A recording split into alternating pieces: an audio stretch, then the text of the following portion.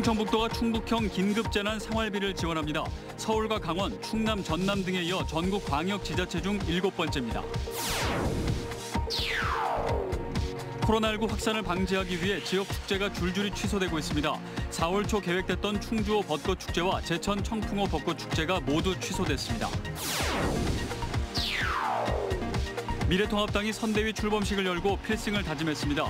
충북 8명의 후보는 한 목소리로 정권을 향한 강한 비판을 쏟아냈습니다. 21대 총선을 앞두고 도내 선거구를 점검하고 있습니다. 오늘은 2년 전 보궐선거와 똑같은 후보들끼리 리턴 매치를 하는 제천 단양 선거구를 짚어봅니다. 여러분 안녕하십니까. CJB 8시 뉴스 시작합니다.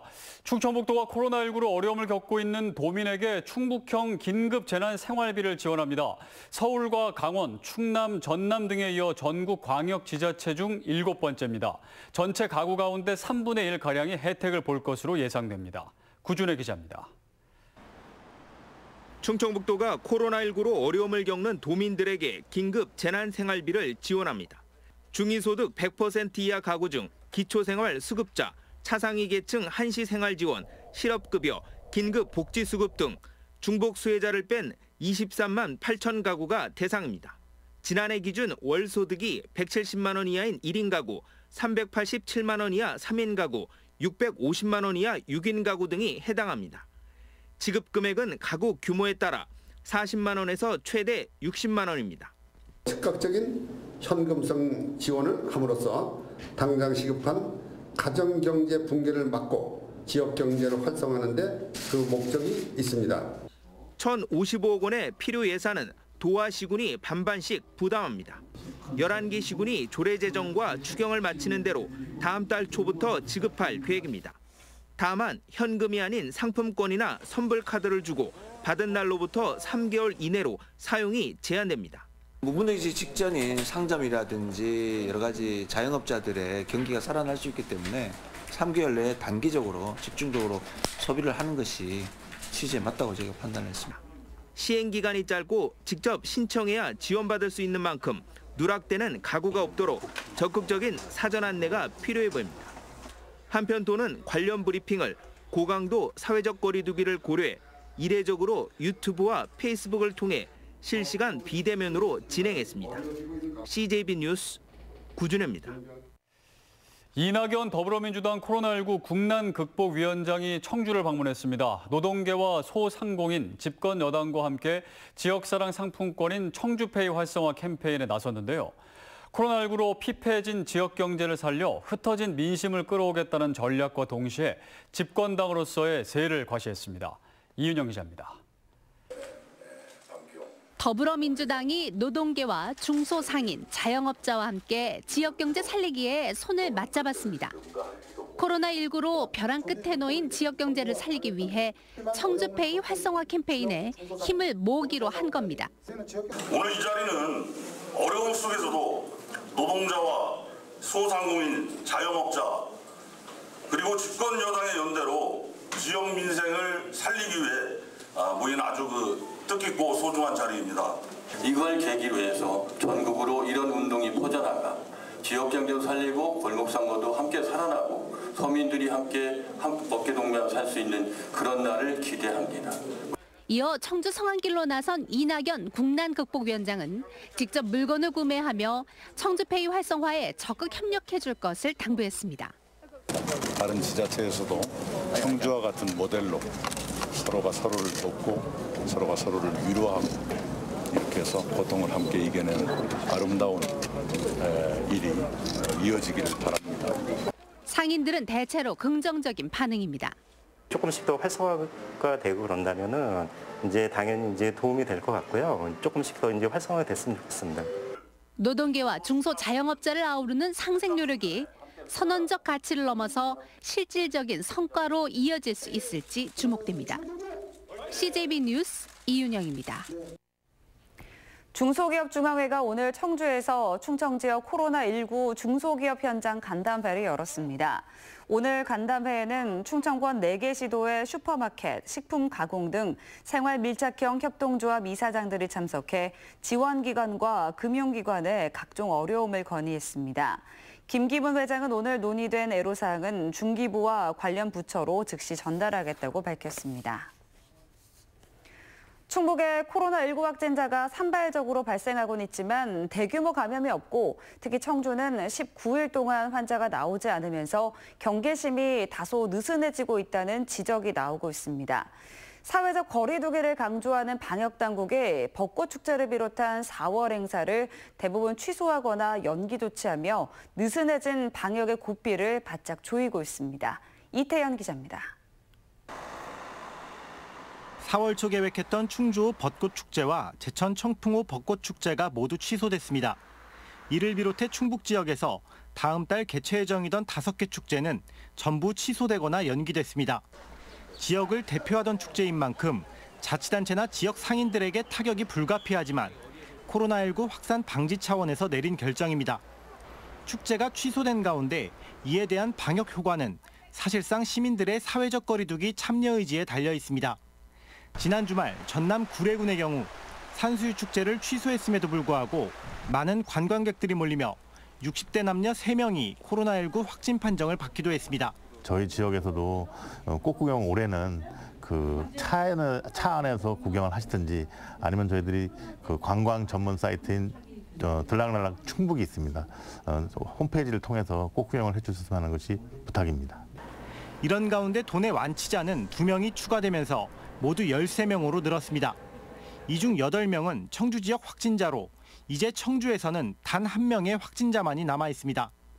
한편 유럽발 입국자 120명이 진천 법무연수원에 추가 입소했습니다. 지난 주말 입소했던 유럽 입국자 324명 중 3명은 확진 판정을 받고 격리시설로 이송되기도 했습니다. CJB 뉴스 이태현입니다. 미래통합당은 4.15 총선을 이끌어갈 선대위 출범식을 열어 필승을 다짐했습니다. 충북의 후보 8명이 한자리에 모여 현 정권을 향한 강한 비판과 함께 충북 지역 공약을 발표했습니다. 조용관 기자입니다. 미래통합당 총선 후보 8명이 도민들의 지지를 호소하며 큰절을 합니다. 21대 충북 선거 화이팅! 화이팅! 코로나19로 축소돼 열린 선대위 8대식에서는 현 정권과 여당을 향한 강한 비판이 쏟아졌습니다.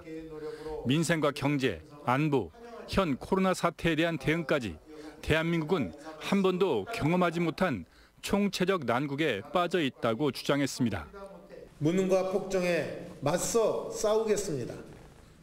국민을 분열의 늪으로 몰아가는 문재인 정권에게 민심이 어디에 있는지 보여주도록 하겠습니다.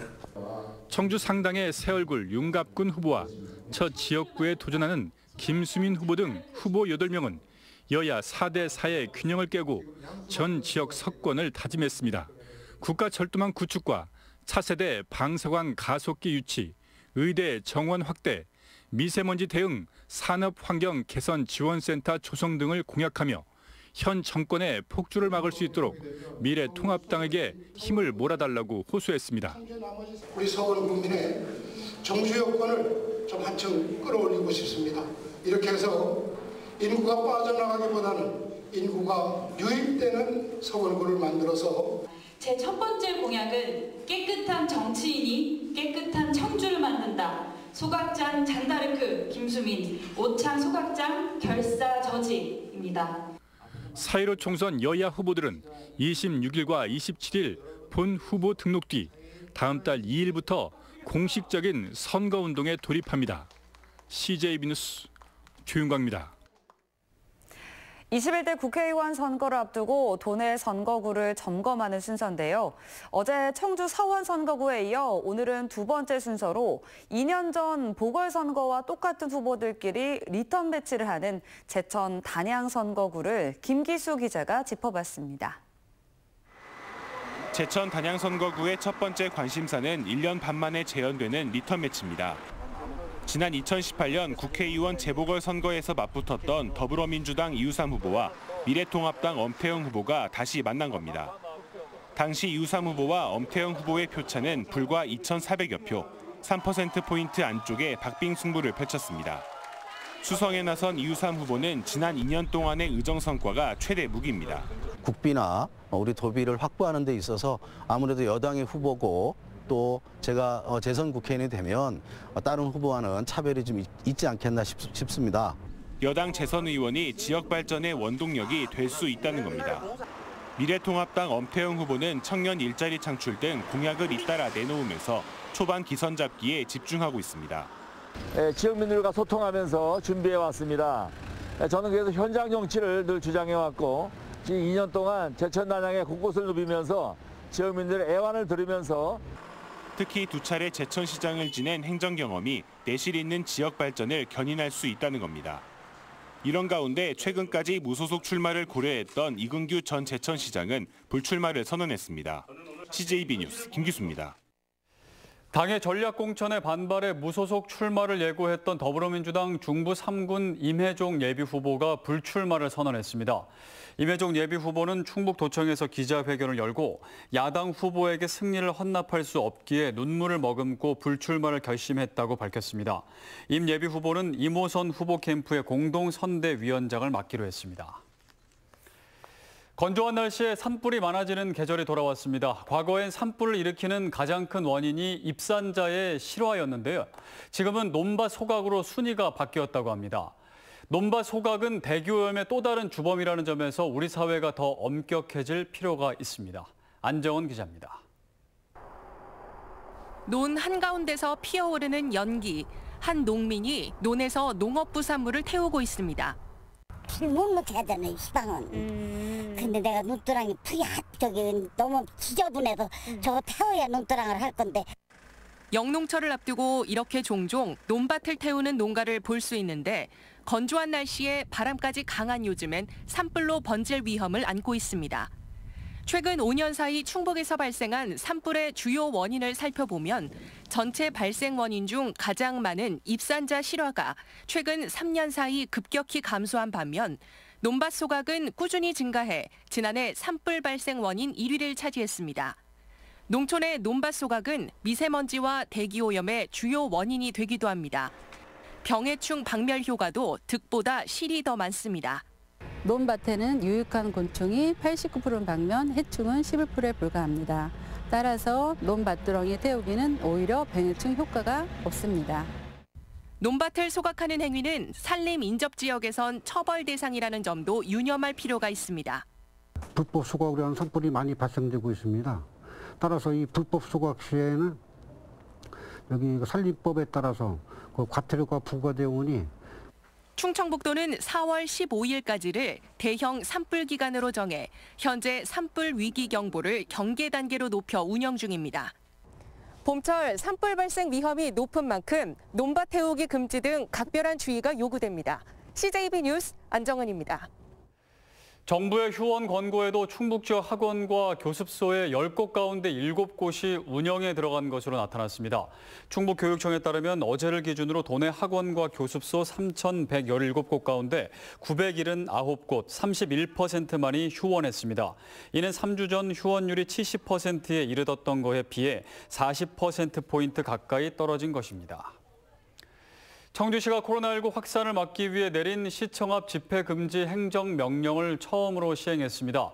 고아 권익연대 회원 등 10여 명이 오전 청주시청 앞에서 충북희망원에 대한 행정처분에 항의하는 집회를 열 예정이었지만 시와 경찰의 집회 금지 행정명령 고지를 받고 자진 해산했습니다.